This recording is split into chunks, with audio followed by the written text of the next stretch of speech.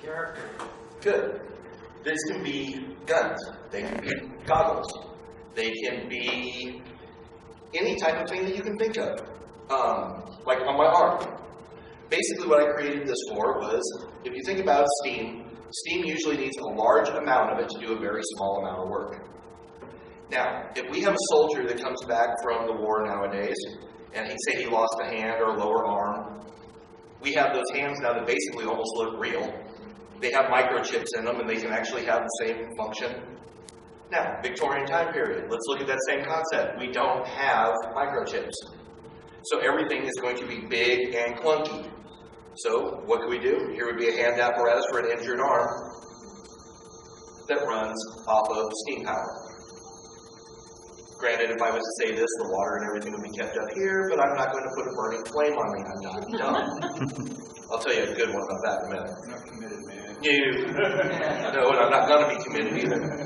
I run it technically backwards. Technically, it would be powered through here, pumping the wheel and making it do something. I'm running it with a motor going backwards and running it from behind, but it still gives you a working piece that's not static and just sitting there, but it actually functions, lights, makes sound, does something. The quick joke on that one, I had a person asking me, he wanted a steampunk spurring. He wanted it to smoke. I'm like, if you want burning water next to your junk, find someone else to do it, because I am not doing it. I am not going to be responsible for that one. It's not going to happen. But people do all kinds of stuff. Now, props can be themed to a character, or they can be just made in generic as a generic piece. Like, you know, if you look at yes, we all know Wyatt Earp carried a peacemaker. He's not the only cowboy that carried a peacemaker. He's just the most well-known for it. A lot of people carry it. So you could make a peacemaker. You don't have to be Wyatt Earp. You could still be whoever you wanted, just that time period, and that works for you.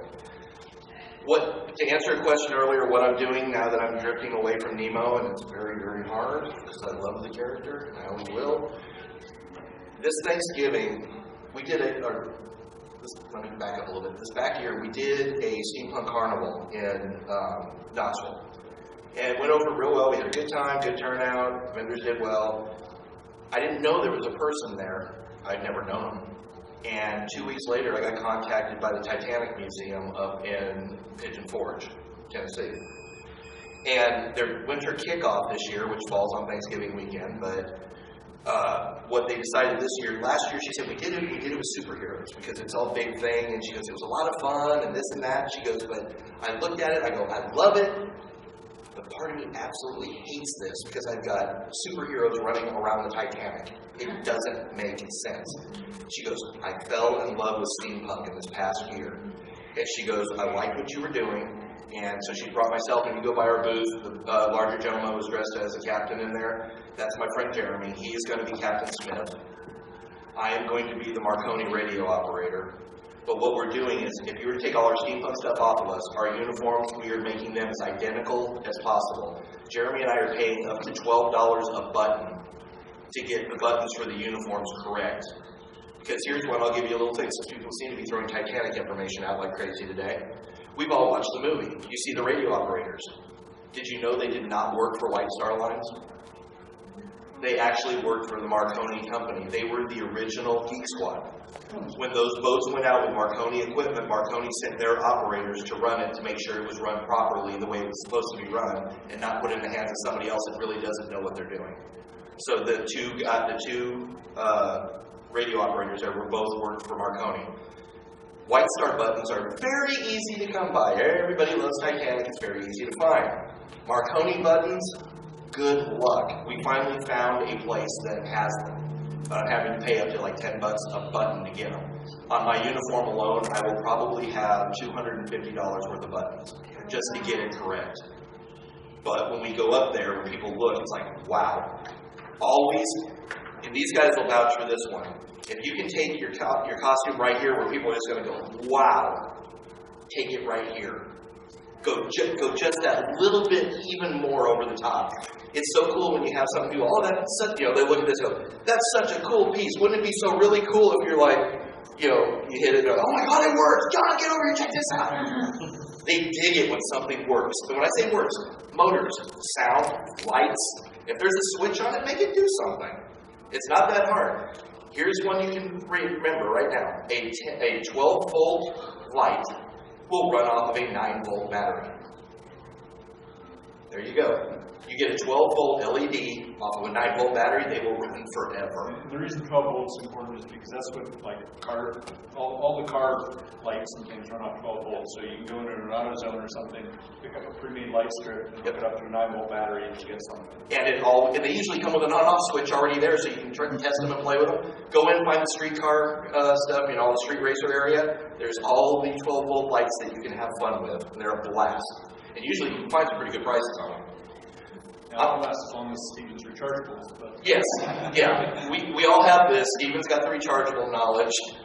But I'm going to step back for a second. I'm going to let these gentlemen speak here so you can understand all this, and then we'll dive into all this stuff big time. Okay. So my name is Brett King. As RJ said,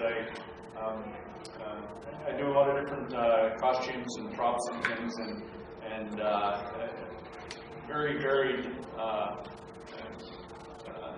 topics, but I always try to, make a lot of props that go with the character. And so Yoda here I did for I was doing a Steampunk Luke Skywalker / Ben Kenobi, depending whether I have a beard or not at the time. This is Yoda, and I didn't bring my lightsaber this weekend, but I did bring Yoda, and so he's got a couple of neat elements. This was actually a really quick build. I imagine Yoda as an automaton, and so these gears that's just the interior for a cuckoo clock. And then this is a plasma disc, which unfortunately the batteries were out just as I got down here. It was working on before that, but you've probably seen these plasma discs on other steampunk props, but they have a nice little sparkle and give you kind of that ethereal. I recommend recharging. Well, I've got a whole stack of batteries upstairs. I'm like, oh, it's working still. I don't need to put the batteries in it. And as soon as I get down here, it stops. But inside, his head is made out of just a glass lantern that I got at Pure One Imports. I was looking for something green and round, and that found that globe. And then the base of it I took off and just kind of made this wood box that would contain the guts of the clock and let his head hook into it. And then his voice is actually coming from one of my favorite little props. It's not really that little accessories. These are little Bluetooth speakers. So this is a poor man's way of adding sound to a prop. Won't work for everything. They're kind of heavy, and they have a little bit of delay starting up. So and I know Steven was playing with them on some of his guns. I think you probably have one. Yeah, the way I got around the delay, I'm working on a piece I call the Engine of Death. It has two sounds. It has a Formula One V10 engine idling and a Formula One V10 engine wide open throttle. The delay was killing me. I would start it up, it would be idling, and then I would switch it to the wide open throttle, and it would go.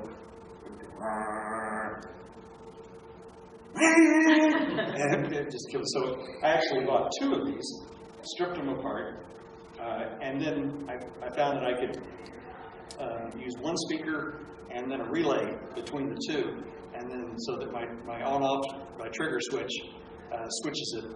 Just the output, it's continually playing in this class, by the way. Now, to be fairly honest here, Steven, tell them what you do for a living. I'm an engineer. Okay, so both of them were playing in a loop continually. They play for about 10 minutes and repeat. And so they're both playing in a loop, and I either connect one to the speaker or I immediately connect the other one to the speaker by switching the relay. And that worked really well.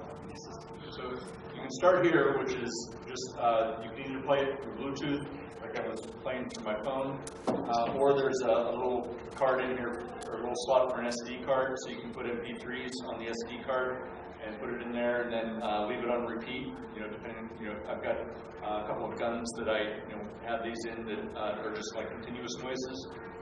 So if you need just like my lightsaber actually has one of these in it. It makes this constant humming noise, the lightsaber that I have with this. So I built that into the handle of the lightsaber.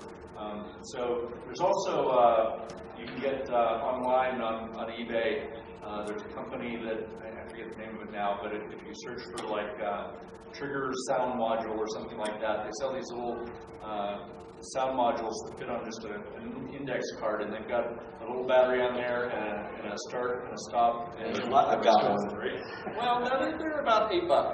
Yeah, they're cheap. Prices have come down. Yeah, so they're very good for putting in a gun because they've got a trigger.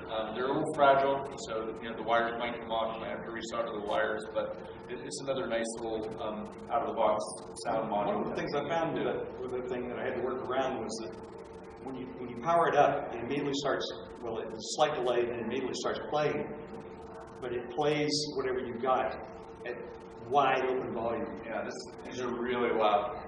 So I downloaded a program called Audacity, and then went in and edited the original file of the sound to reduce the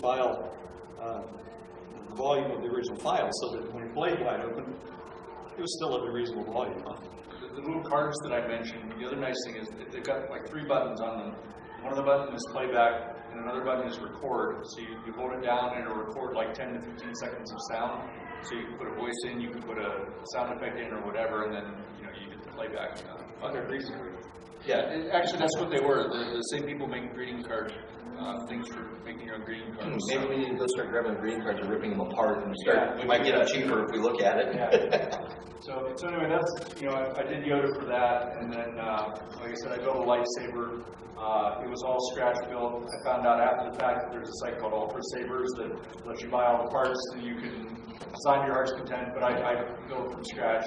So, that involved buying some polycarbonate tube and some 36-inch long LEDs and one of these and a rechargeable battery pack, and then the neat thing I did with that was I put bronze window tint in the inside of the polycarbonate tube, so when the lightsaber is turned off, it looks like it's made out of bronze or copper or something. It's like metal, and then you can turn the lights and the lights still shine through, which is a neat effect. That's a very cool effect. Yeah. So those are just some of the props that I did for that particular costume. This is my kind of generic engineer costume, and this is my engineering utility collar that has the Kraken. He's my extra 8 hands when I need them in the shop, and the winch, steam-powered winch. So neither of those work yet. I need to take it to the next level and get this turning. Originally, I thought I'd put some batteries in those, or motors in them, but didn't get around to that. So they're just showpieces now. So. You know how you've heard the concept, you always hear it and everything, it's like think outside the box. Why are you wasting good parts? Rip the box apart and use that as more parts. So forget the box, break it apart as more parts. Steven? Oh, okay. Well, let's see, where do I start? I love show and tell. Give them your background or how you get your name, that's always fun. Okay, if you've ever looked for steampunk stuff on the internet, hopefully I've showed up. I have a YouTube channel, goes by the name Engineer, Enganear. It comes from an old joke about a young man who goes off to school and he comes back and finally comes back home and he says, 4 years ago, I couldn't even spell engineer. Now I are one. Engineer is the moniker that I typically go by. As far as props, before I was doing steampunk, I was building and fighting combat robots. Before that, I was racing cars. So I've come here. You say you were fighting combat robots. You were driving them, right? You were I was fighting them yourself. Right? He was with an actual Conan out there as they were coming at him. I was building and fighting the combat robots, and now I find that I'm coming full circle in steampunk because I'm actually running the teapot racing, which is RC teapots for this event. This should be a lot of fun. But into my props. It was props that I fell in love with. That's what got me into steampunk. I remember going to DragonCon. It was back about 2007, and I saw these people. Danny Ashby, you may know, and a crew. He had a crew he had together, and I thought, golly, they look so cool. They're carrying these couple of cool gadgets, and so I went home and started making things, and that was. I haven't stopped. So somebody stopped me. Like this, a badly played clarinet is painful, but a weaponized clarinet is deadly. Especially when you nail them with a brown note. This is I like the light up. This is a plasma cutter. You see it has a kind of a floating effect. This is edge lit acrylic. There's one LED back here that lights it's just pointed into the acrylic, and the acrylic does this magical effect, so it looks like this kind of hanging out there in midair. This was one of the very first props that I built myself. This is Pug, short for Petite Underslung Gatling Gun. It has a cordless drill motor in the back. Rechargeable batteries. Rechargeables. Yes. And I decided to make some binoculars. I took another clockwork, much like Brett did there.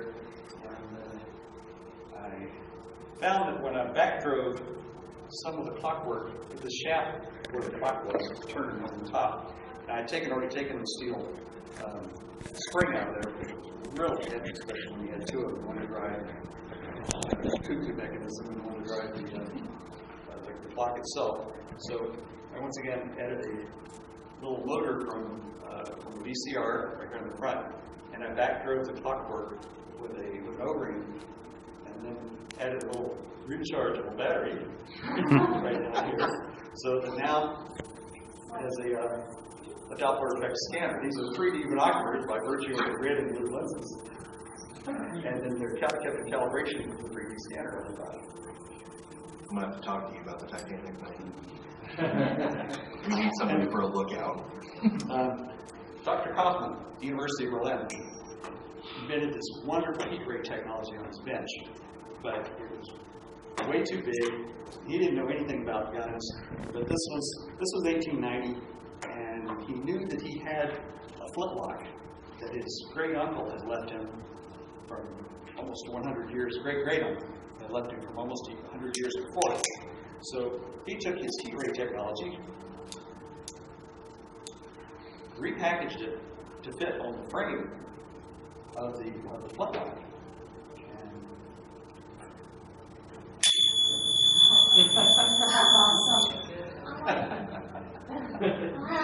That's what I was going for. How much? You hear that? That sound. The way I got that was these little piezoelectric transducers. They're about 2 kilohertz. But if you have two of them the same frequency, it's just one note that's louder.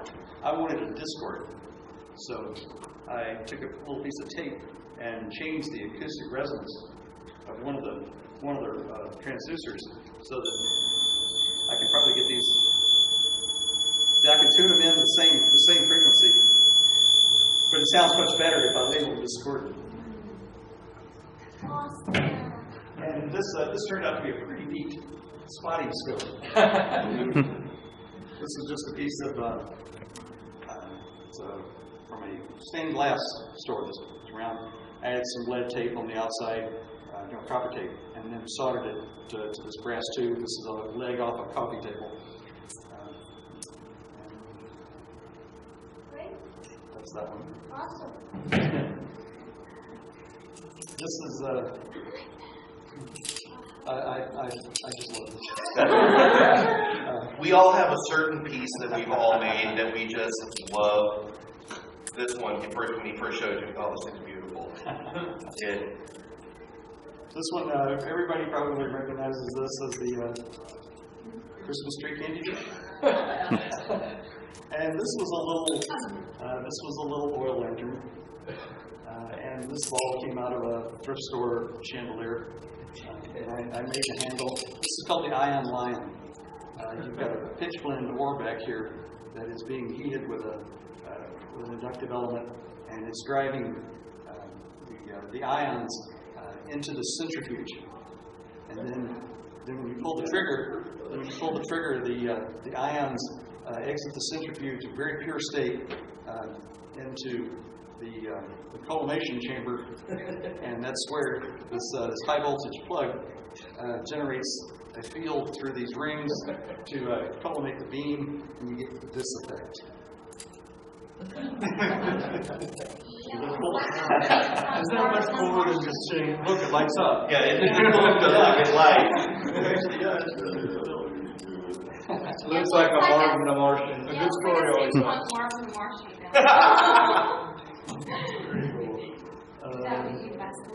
This was, I don't know, I read a book. I wrote a book called Stonehenge Rift. It's a steampunk sci-fi novel. I've got some with me. It'll be for sale at Bill Harrison's table. And I'll have some with me tomorrow too. If anybody wants one, just talk to me. This is actually it's a prop for a character in my second book, called The Mines of Mina. It is the weapon of a Jesuit priest, an agent for Pope Leo XIII. And it's written in Latin on the side here, Justum necar regis impius, which means it is just to kill heathen kings. Sometime Google extreme oath of the Jesuits. You won't believe what you find in the Library of Congress. The Jesuits are badasses for sure. This is the piece. Let me pass this around. Is anybody here a member of the Steampunk Gun Club? I know you are. You don't talk about the Steampunk Gun Club. That's it, you broke first rule.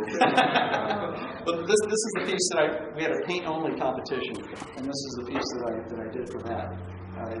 There's nothing added to that except paint. It's on Facebook, by the way. Everybody can join. Yes. Yeah. Just don't talk about it. And this was in my first book, Stonehenge Rift, and it was a gift from Captain Nemo to an agent who's the protagonist in the story, and it actually is made to fire. It uses hydrogen peroxide over a catalyst to produce a high pressure steam that fires these organically grown projectiles that are made from shark's teeth. So it doesn't look very shark-like. And the lights, the lights are pretty good. That's a real scope on the top. And the base was a very rare Kush Vortex Firestorm. It was a bright orange when I got it. This paint is, I'll talk about the paint tomorrow and the other panel. But I enjoyed this piece a lot. I knew what I wanted to do with it. I actually carried this on an airplane. I had no problems getting it through TSA, but boy, my fellow passengers.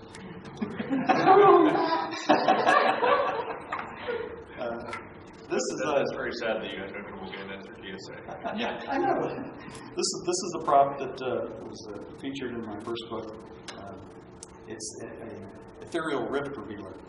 And what it does is after you heat up the amplifiers section here, once that's nice and warm, then you turn on the emitters, and as you look through the binoculars, the emitters cause any temporal disturbances in the vicinity because they concentrate ether. It causes them to glow green when they're seen through the binoculars. So this piece was very instrumental in finding the rift at the Stonehenge ruins there in the book. Okay. I think I probably got more in here. That's fine. Questions? Or? Yeah, I was going to show a couple pieces here that I brought in. Saw the one on here. Like I said, where I'm doing the Titanic, I'm actually going to be being the telegraph operator.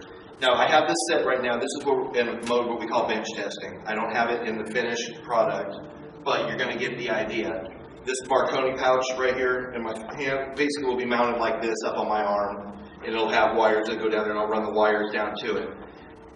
We have actual photographs of the radio room for the Titanic, and if you look at it, they actually ran 2 telegraphs. So I've mounted double telegraphs on there.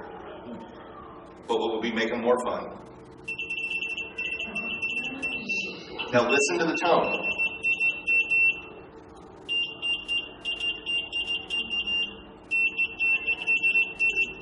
So just by the tone, you can tell which one is being used by changing the tone on them. This will be on one arm, the other arm will have a big power unit, and then on the back of it, it will be the rest of the equipment that runs we'll make a backpack that runs all the rest of all of the telegraph equipment. Now, to make those squeak, I'm going to give away a secret. Go to Radio Shack. They cost $1.29. Radio Shack. Radio Shack. There's still a few. Yep. We have one. They're a squeaker. It's a little round black plastic about the size, a little bit bigger than a quarter, with a dot in the middle and 2 wires that comes off of it. That's the only sound they make. But when you attach it and use the telegraph as a switch,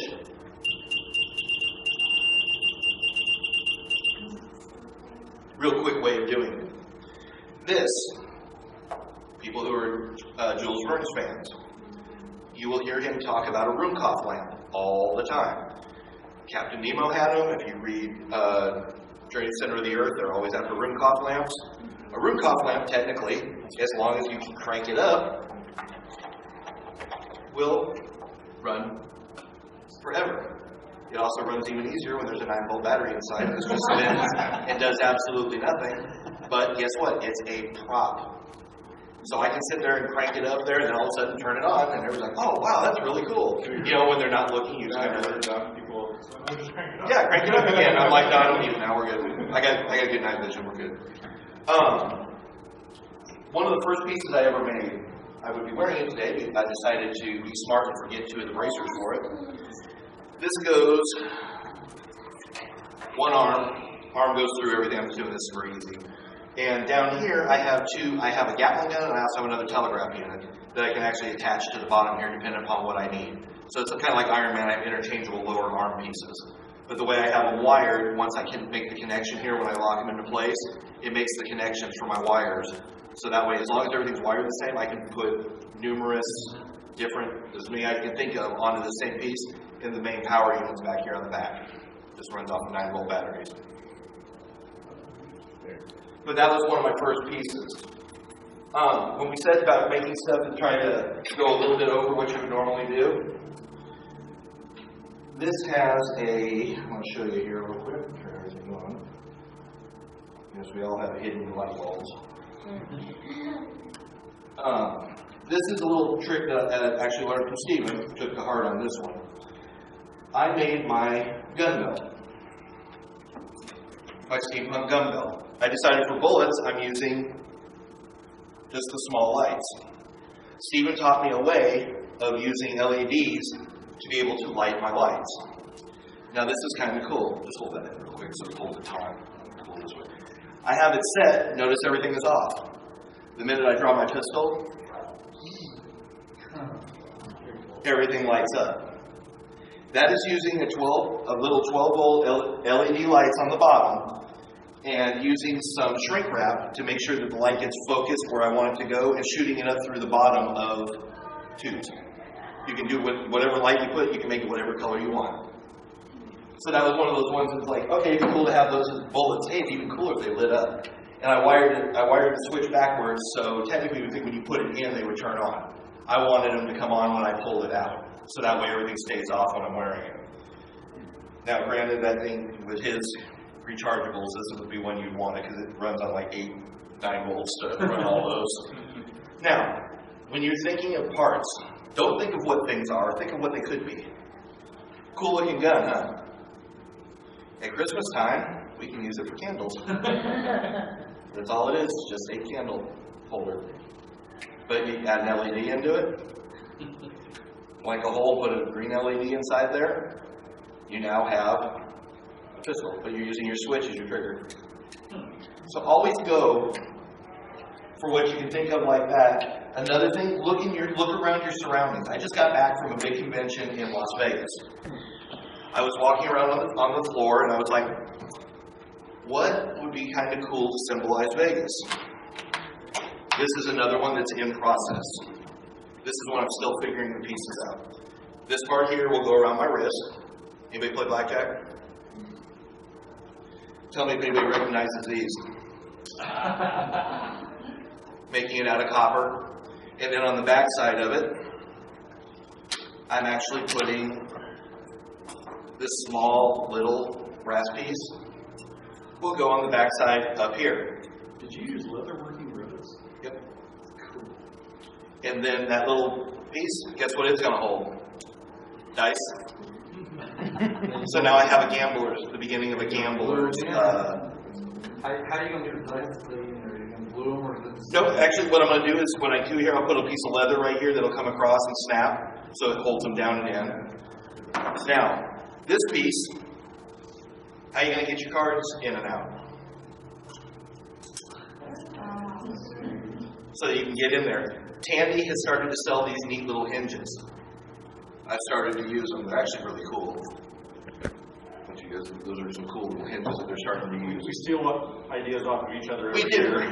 And the thing is there have been times I've contacted Steven and I know where I want to go. I know it's here and I know the end up here, but I'm stuck in the middle. Never, ever, ever. Two most important things about making and doing anything. Never, ever, ever. Number one, be afraid to talk to another maker. Because there may be something that you've known how to do that they don't, and vice versa. Also, never let anybody give you a hard time about anything you've made, whether it's a prop, whether it's a costume. When you wake up in the morning, there is one person you need to impress with your costume. When you turn on the lights in the bathroom, you're looking at them. That is the most important person. You know when you did your costume, in your mind, if that's the perfect costume, that's the way it's supposed to be, that's what matters. Don't let anybody else give you a hard time about that. Always be unique. Don't be the follower. Create there. The last speaker here, he was saying we'll give out the information on how to do stuff and do this. We want you guys to build. The more you build, the more rich our steampunk world is. You know, I would really hate to think of what our steampunk world would be like without these two. I look at every time I go to DragonCon, I always search these two out to see what they've got going this time. I'm fortunate. I helped run Marble City Comic Con up in Knoxville, April 23rd, 24th. Shameless plug. I'm very fortunate that for the second year returning, I have Steven coming back. It's always an open invitation for Brad if he can ever make it. Yeah. But understand, there are so many of these conventions around, and we get pulled to a lot of them. So it's very rare to get us all kind of in the same location at one time. But it's magical when we do. Like when I saw the two of them here today, I was just like, oh, thank God. Because I could bore you guys for an hour and it would be really bad. But it's much more fun when we have back and forth here that you can see. You know, there's a mutual respect among builders. But you know what? I dig sitting at my booth and somebody comes up there and goes, can I show you what I made? And they talk about it and show me all this. You know what? That makes me go home and work harder. People, the young ones that are coming up, there are some kids making stuff right now. I am so glad I've never had to compete against these kids because they are insane what they can do because they have the computer knowledge or learning in school, which is way over what I've got. And these guys, the kids are incredible. I started out with Legos. That's what I blame it on.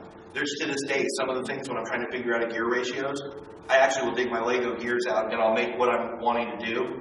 And then I take normal gears and set them on top of it to make sure everything's doing what I want. There's a quick way of doing it without ruining your good parts. Speaking of parts, here is my word of warning. We are going to talk about the spring of death. If you get said clocked parts, how many people want to gut them apart and get the gears so you can make all this neat stuff you want out of them? It's really good. See this little turkey right here?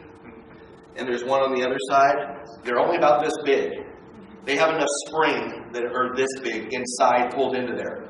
On the edges, they are razor sharp. If you are not careful, you can pop that thing and you'll take one right across the face and you will end up hopefully not losing your eye, but with a nasty scar. Yeah, real cool. It's cool if you want to do, Shepard from one of the video games, but what you can do, what I do, everybody's different. I put a screwdriver in there and I hit it as hard as I can into it, tie a string. I go outside a room and I will pull the string and hopefully I hear bang! Then I know I cleared that one and it's all sprung out. My high recommendation, find a clock shop around somewhere that does clock repair. Just take it in there and say, this is broken, I'm a costumer, I need to get to the stuff that's inside this. Can you please take the pressure off these springs for me so that they're safe? They'll be more than happy to do it for you. They've got the right tools. It'll take us 2 seconds. Tearing apart a clock. Yeah. Now, tearing apart a clock. This is a Thomas Williford story, and I've used it ever since because I thought about it and I go, that is absolutely smart. Clocks are a gift. They're wonderful. They're beautiful. All the stuff that's in it, and we can make lots of neat stuff. Please, for the love of God, do not go to a garage sale or an estate sale when the old lady's sitting there, or some older person says, well, I'd like to give you this clock. I'm going to move into a retirement community. Don't go, I'm going to take this home and rip this whole thing apart and get the gears out of it. That clock could have been brought home by her husband after the war, and he brought it home with him. Keep quiet about it. What you're going to do. Under those circumstances, break it apart there on the side. No. But just keep that. It sounds funny. It's one of those things we wouldn't think about because we're so excited to get the parts. Think about the emotions of somebody who had that thing. That may have been brought over. Their husband may not have made it back from the war, and that was shipped over with his personal effects. My mother's an antique dealer, so I have to be very careful. I tend to get things that are already busted beyond repair. Right? I don't take an antique thing and tear it apart. I try to preserve antiques that are already in good shape and incorporate them maybe, but leave them so they still have their intrinsic value. And instead, I look for things that are just busted that I don't mind tearing apart. My mother won't disown me for it. But once you do get set apart, you go home. It's kind of like Fat Kid when he gets into the candy, pull all the blinds down, commit murder. I want to see grease on the walls and everything as you're ripping and gutting this thing to get what you want out of it. You're talking about stealing things. I stole this idea from Brett. These little blue things are bicycle valve stem lights, and I had seen a hand cranked prop that Brett had done. It did not survive, unfortunately. I need to repair it. Okay. I dropped it. Yes, we have to fix our stuff all the time. It was cool because when I turned the lights came on, but if you make the lights go a little bit faster, you get this amazing persistence of vision effect. Watch this.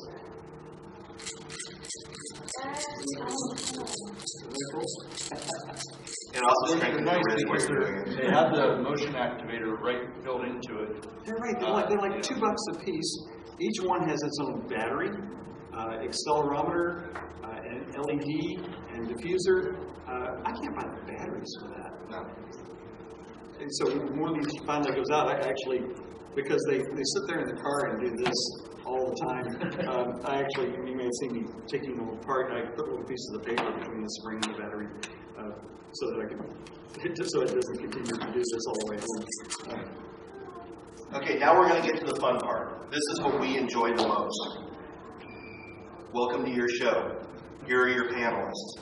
Please ask us questions. You don't want to see us tap dance. It's not pretty.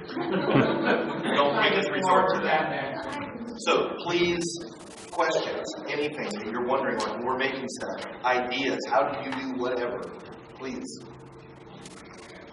They're going to make us tap dance. Yes, sir. Decide what color to paint something. Decide what color to paint something. Brass. Yeah. Well, with steampunk, in my opinion, you get three colors that have them handy: brass, copper, and like a steel. And also have some black on hand so you can do accenting. Yeah, steel was typically, blued or stone blacked, and so then you use a flat black, and then you hit the corners with silver rub and buff so that it looks like it's worn through to the steel. It's a wonderful effect. So I love, just the wooden brass colors of kind of classic Victorian. I tend to use silver when I get more into kind of diesel punk era kind of stuff. But really, the Victorian era had a lot more color than that, and I love people that are experimenting with things. One of the things I did was a little bit different. I've got a pair of guns, the Arrington Artcasters. Stephen gave me a better name than one I had come up with. And yeah, I mentioned my mother's an antique dealer. She deals in flow blue china, and so I got these flow blue china candlesticks, which are white ceramic with blue flowering on them, and made a pair of ladies' pistols with bright blue handles wrapped in leather. And they're a little bit striking because they look a little bit different than most guns you see, with a little bit of color. So. Essentially, Steve, what kind of paint are you using on things like ABS plastic that actually stay scratching and wearing also? Well, ABS is not so bad. It's the polyethylenes that you really got to look for. The typical water tank on a water pistol. If you can scrape it, if it's got like a waxy surface, forget it. Move on. Nothing's going to stick. There are some chemicals that you can use to cross-link the surface and make it paintable. You don't want to be anywhere near them. They're very carcinogenic. But typically, like for the RPW2 here, I'm sorry, I didn't even say what the name was before. This is a ring projectile weapon, 2-inch. That's the way it was listed in the stores of the Nautilus. This was all painted with paint that I just love. It's made here in Georgia by Plaid Industries, and it's called Liquid Leaf. And they actually sell it in a brass color. There's a big difference in my eye between brass and gold. I don't care whether it's antique gold or whatever flavor of gold it is, it's still gold, and it's not brass. But Plaid Industries, and I ordered direct from the factory because I can't seem to find it anywhere else. Plaid Industries, Liquid Leaf, brass.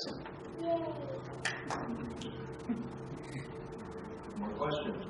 And you got one. I have actually two questions that are haunting me right now. Okay. First off, smoker. I wanted to smoke. Here comes the holy grail question. Yeah. We get this one every Yeah. time. This is the holy absolutely, grail yes. question. Something that doesn't make the hotels, the conventions all nervous because.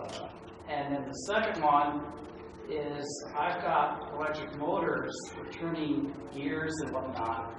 They always have that high-pitched whine, and I cannot isolate that noise. I want just the gears turning. I don't want it in the background. So how do you isolate that, or am I using the wrong type of drum? So the first question about the smokers, there's a thing called a wizard stick that you can get on Amazon.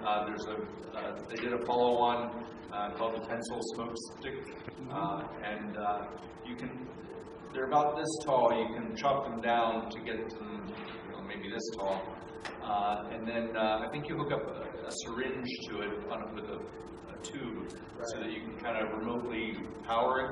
I've got this big smokestack top hat that I bought a smoke stick to put in. I haven't done it yet. So this is all theoretical. I haven't done it. I know people who have. I don't know. In smaller things, what some people are using is using the heat element for a train. You can actually buy the coach for if you have a smoking coal power train. I can tell you most of the reasons you should try to get past this. Here it comes. First, the liquid, whether it's glycol, it's usually glycol. Yeah. Or what's the other one? There's another. I can't remember. It says smoke. Anyway, they're liquids. They're messy. Yeah. Yes, they are. They will damage your paint. You have to keep them level. You have to keep them level. If you ever set your prop down, it falls over. Suddenly, it's nasty. Yep. Second, if you ever run out of liquid with your hot heating element, you just lost that element because it requires the liquid in order to stay cool enough to not set itself, ablaze. Number 3, you know what? The best you're going to do is white smoke. Nothing that actually makes power generates white smoke. I mean, you can duplicate steam. Steam is pretty much white smoke, but coal-fired, oil-fired, it's all black. Gray. So that's your best bet is to put actual coal in your... Yeah, but actually, That's why when you said it, that's why we said, here comes the holy grail question. Because it's there. We can see it. We can see these grand things we want to build, and there's no way to get to it. also, there's some incense that smokes heavily. It also generates smells that some people find nauseating. Yeah. Hotel will like... There's some people that are starting to try to use the e-cigarettes and vape stuff. That's the Same issue. See that because there's smells and stuff that associated that some people are highly allergic to. And you're starting to see at conventions now. Like, I know when we have one of our conventions in town in Knoxville, one year they were allowed to, the next year they made a thing. They said, you guys need to put all of your e-cigarettes away. They're no longer allowed to be smoked in the building. They're going to start to be regulated just like cigarettes are. If you're going to smoke them, you have to go outside and do it. Sorry, what was your second question again? Isolating the noise. That's all Steven though. Belts. If the noise is coming from your gear train, then you can get the same reductions by using belts, and O-rings make excellent drive belts. The other thing is most hobby motors you buy are very high RPM motors, right? That's where you get that whining noise. If you get a continuous rotation servo, they rotate much slower, and so they're not, heads are not necessarily quieter, but they can be quieter because they aren't, rotating so quickly. Now listen, if you listen very carefully, if you get all the sound out of here, if I turn this one on, you can still hear a little bit of a high pitch, but it's not enough to really pick it up. And this is a cordless drill motor, and it's really not very noisy, but it's still something. You can try wrapping it in foam.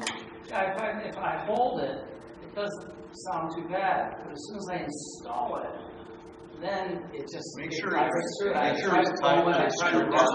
Screwed down tight, and have you thought about putting something around the motor? A foam or a rubber, just something to deaden the... Wherever you're screwing it in, make sure that you put foam between there and whatever you're screwing it up against too, so it's not vibrating against the shell and essentially creating an amplifier for the vibrations that are in the base of the motor. It wasn't put the gear right. You wouldn't hear that.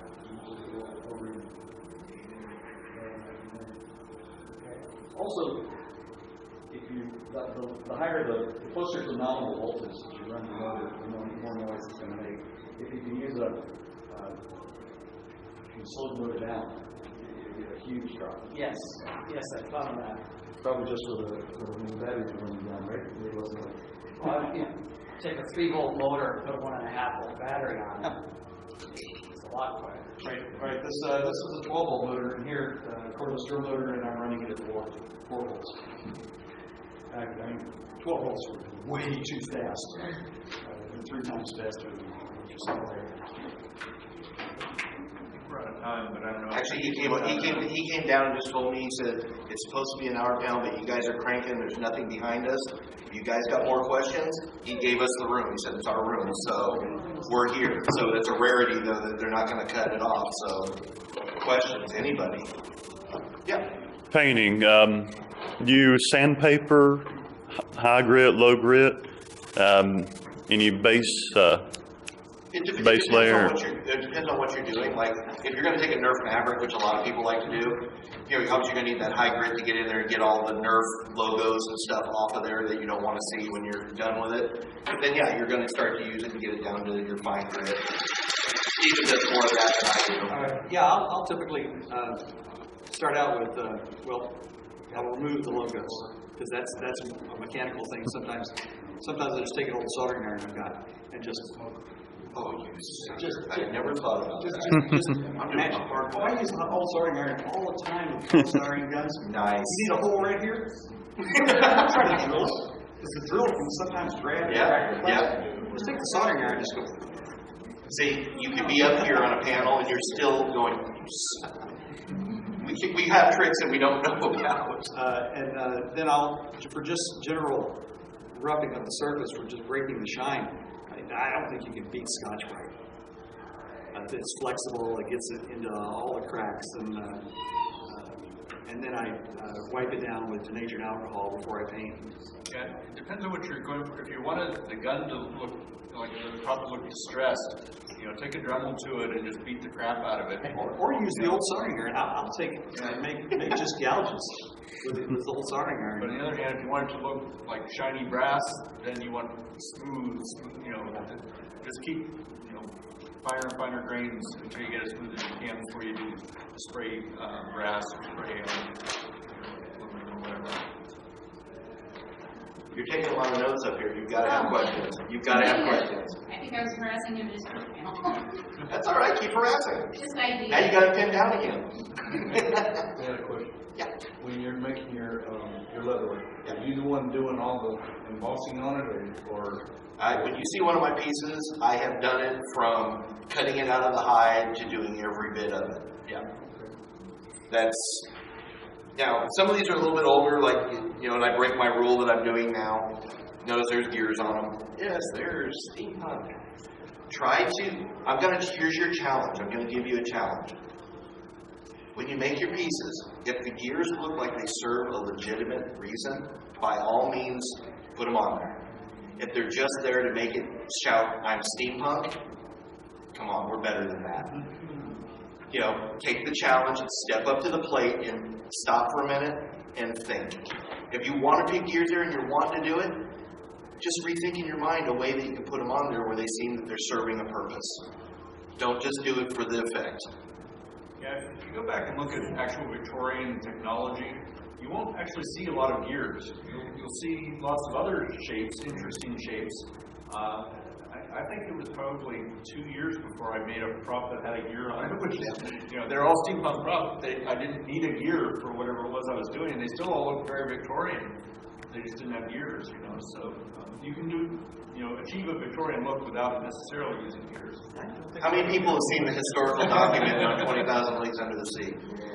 Have you seen that one? And? Seriously? Okay, you guys need to go home and watch this movie.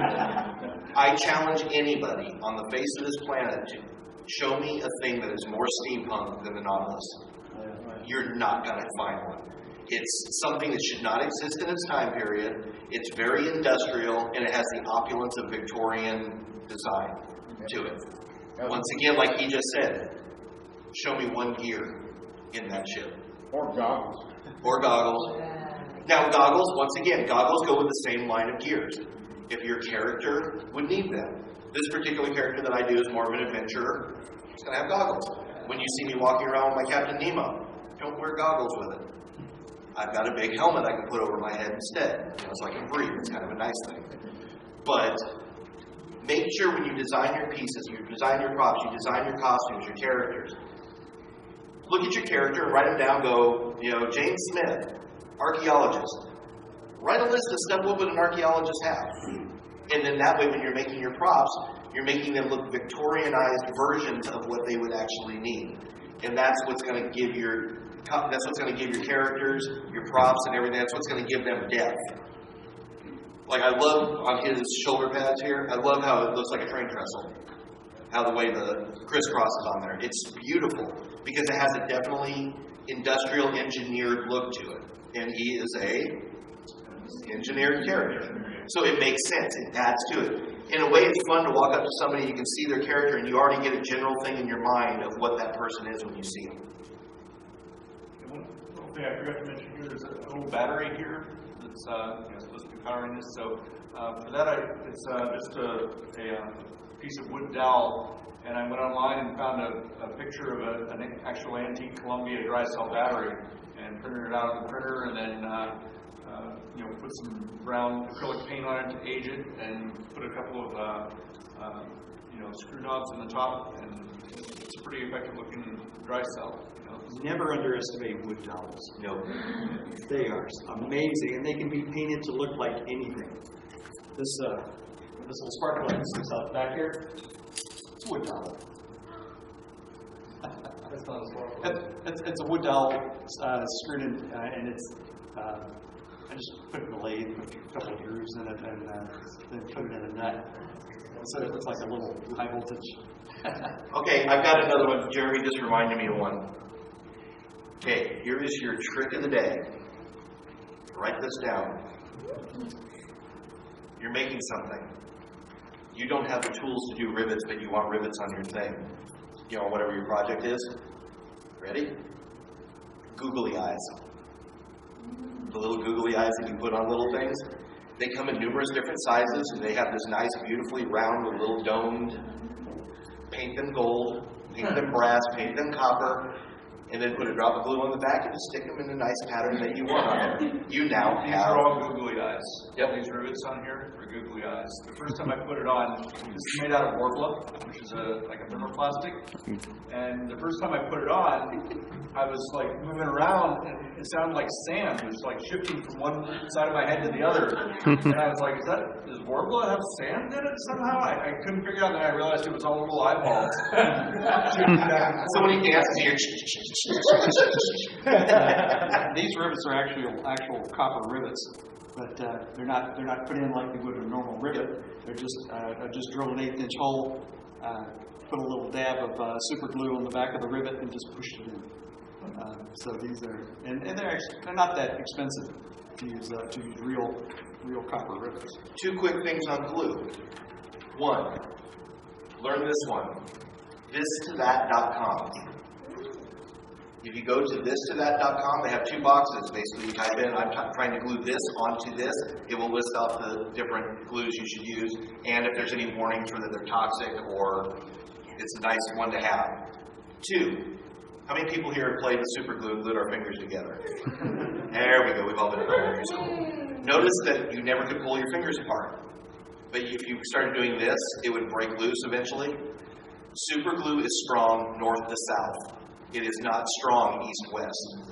So if you're going to put something and you won't know it may get bumped or hit, super glue may not be it because it'll hit and shear it right off. Now, if you use E6000, those of us who came through the 70s, remember whenever we liked to play tennis, we had shoe goo that you used to put on there to try to save your shoes a little bit, had a rubbery base to it. E6000 has that same rubbery base.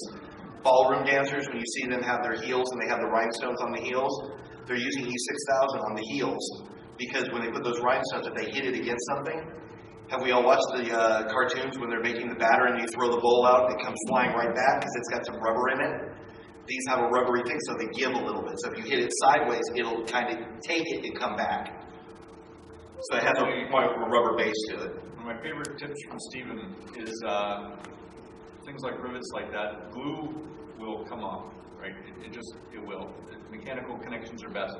But if you have to glue something on, the suggestion that Stephen made, I think, last year at this panel was put something, a mechanical piece that's raised a little bit higher than whatever it is you have glued on, so that when you set it down, it's going to rest on that, that hard piece as opposed to the glued on piece. And so it gives it some protection so that, you can kind of see where things are going to rub up against a piece, a gun or something. And if you've got a hard, stud sticking out or something that it's going to hit first. Protect your finish that you work so hard on by having it. If you set it down, it sits on the screw instead of sitting on the paint.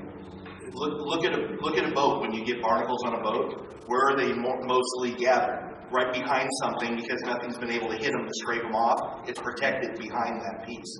Same concept. Well, one thing I wanted to mention on this before I forgot. This is, like I said, the weapon of a Jesuit agent in my second book, and it's called. It has a name.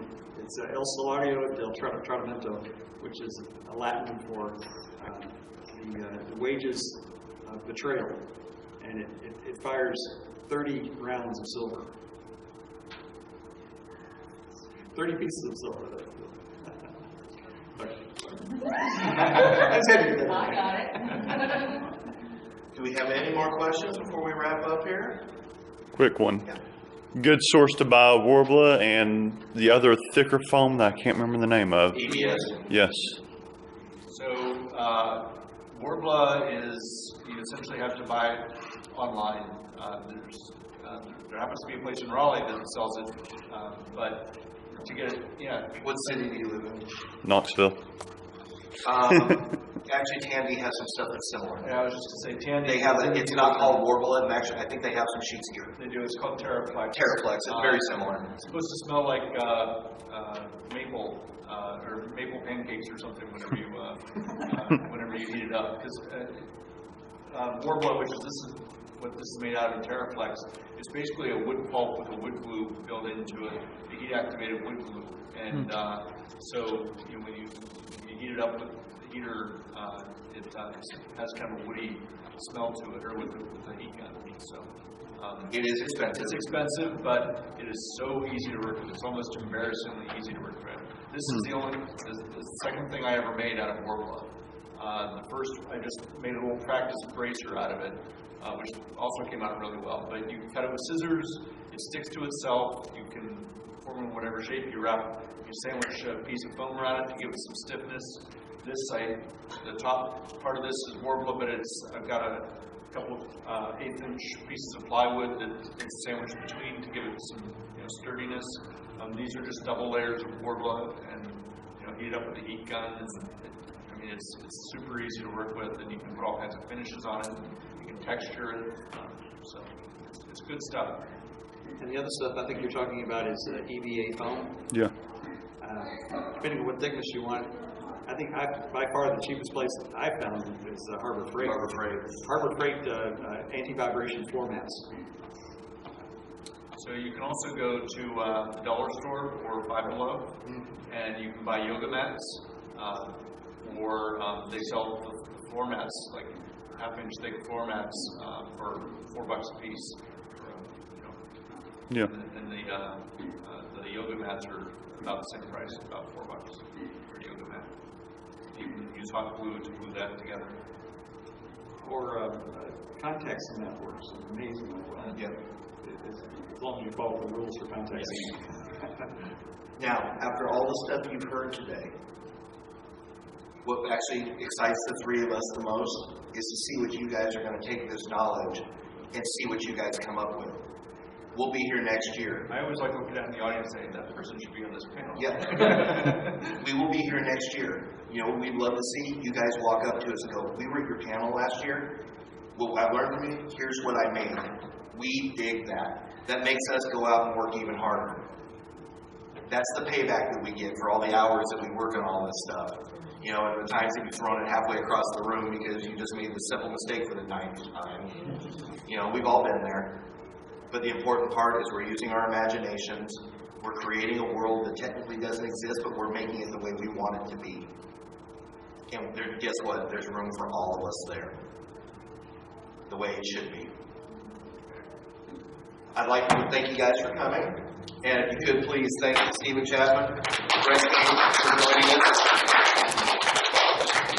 If you have any questions, we're all going to be around this weekend. I have my booth, Steps in Time Designs. We're in there. Stephen's got cards. If you have any questions that you're afraid to holler out, we're going to be up here for a few minutes.